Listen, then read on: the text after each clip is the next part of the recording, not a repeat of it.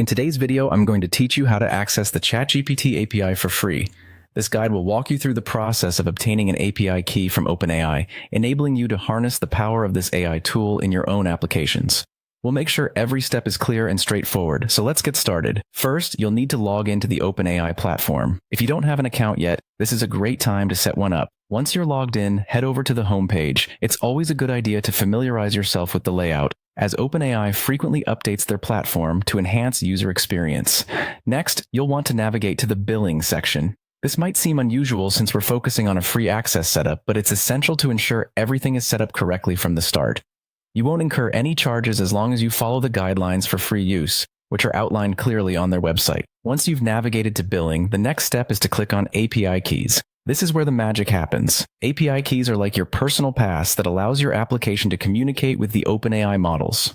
It's crucial to understand the importance of keeping these keys secure, as they essentially provide access to powerful AI capabilities. After you're in the API keys section, look for the option to create a new secret key. Clicking on this will allow you to generate a new API key, which you'll use to access the Chatgpt API. You'll see a prompt asking you to input a name for your API key.